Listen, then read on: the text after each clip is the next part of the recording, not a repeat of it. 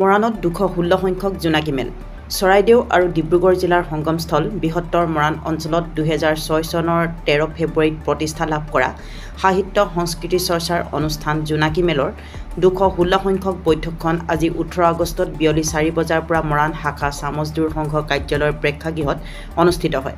মৰাণ মহাবিদ্যালয়ৰ প্ৰাক্তন অধ্যক্ষ বিশিষ্ট সাহিত্যিক ডক্টৰ অনিল শইকীয়াই বৰমেলুৱে কৰা বৈঠকখনৰ উদ্দেশ্য ব্যাখ্যা কৰে জোনাকী মেলৰ মুখ্য উদ্যোক্তা মৰাণৰ জ্যেষ্ঠ সাংবাদিক বাছা বৰাই। জোনাকী মেলৰ স্থায়ী গীতটিৰে উদ্বোধন কৰা বৈঠকখনৰ আদৰণি ভাষণ আগবঢ়াই মৰাণ শাখা সংঘৰ সম্পাদক লক্ষেশ্বৰ তাঁতীয়ে। এইবাৰ জোনাকী মেলত থাইলেণ্ড ভ্ৰমণৰ অভিজ্ঞতা সম্পৰ্কে বক্তৃতা প্ৰদান ব্যৱস্থা কৰা হৈছিল। মুখ্য বক্তা হিচাপে অংশগ্ৰহণ কৰে অসম চৰকাৰৰ সাহিত্যিক পেঞ্চনাৰ ডাক্তৰ লোহিত কুমাৰ বৰাই। বৰাই থাইলেণ্ডৰ ভ্ৰমণৰ বিষয়ে উল্লেখ কৰি কয় যে থাইলেণ্ড ভ্ৰমণে তেখেতক বহু শিক্ষা দিলে। আমাৰ ৰাজ্যখনতো থাইলেণ্ডৰ নিচিনা পৰ্যটনস্থলী গঢ়ি তোলাৰ বহু অৱকাশ আছে। অসমীয়া মানুহক সময় সুবিধা পালেই বিদেশ ভ্ৰমণ কৰিবলৈ ডাক্তৰ বৰাই পৰামৰ্শ দিয়ে। এই সন্দৰ্ভত বিভিন্ন দেশ ভ্ৰমণৰ অভিজ্ঞতাৰ বিষয়ে অসম চামজদুৰ সংঘৰ সভাপতি পৱন সিং ঘাটোৱাৰ, ডক্টৰ অনিল শইকীয়া আৰু অনাতাঁৰ শিল্পী বিশিষ্ট লেখিকা দীপালী দত্ত শইকীয়ায়ো মন্তব্য প্ৰদান কৰে।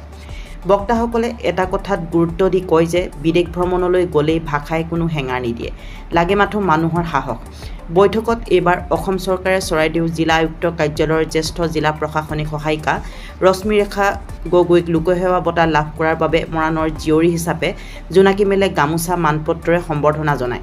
বৈঠকত গীত পৰিৱেশন কৰি সৌষ্ঠৱ বৃদ্ধি কৰে শিল্পী জ্যোতি দেউৰী আৰু কণমানি শিল্পী কুনিজ ভৰদ্বাজ পুৰীয়ে। দিহানাম পৰিৱেশন কৰে অনুৰাধা বৰা গগৈয়ে। কবিতা পাঠ কৰে কবি সত্যনাথ শৰ্মা আৰু যোগেন্দ্ৰ সিঙে।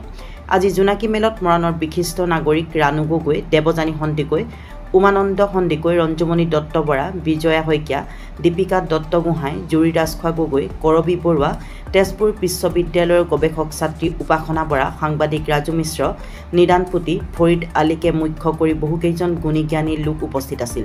শেষত বাছা বৰাই শলাগৰ শৰাই আগবঢ়োৱাৰ পাছতেই জাতীয় সংগীত পৰিৱেশনেৰে কাৰ্যসূচী সামৰণি মৰা হয়।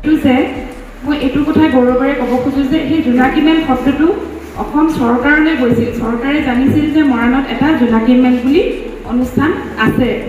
তাক লৈ মই এই বঁটাটো পোৱাৰ পিছত মই সকলোকে কওঁ যে জোনাকী মেলে মোক এটা চিনাকি দিলে, প্ৰথম কথা।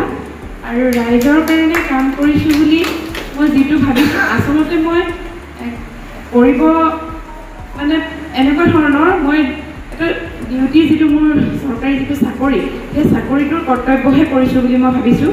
তাৰ মাজতো যদি কোনোবাই সেইটো বেছি ধৰণে নিজকে ভাবিছে যে মই পাইছোঁ বুলি, তাৰ বাবে মই সুখী, তাৰ বাবে মই তেওঁলোকক ধন্যবাদ দিছোঁ। মই যিখিনি মোৰ কৰ্তব্য কৰাৰ উপৰিও যে তেওঁলোকৰ অন্তৰত সোমাব পাৰিছোঁ, সেইবাবে মই নিজে আজি ভাল লাগিছে মোৰ মনটো।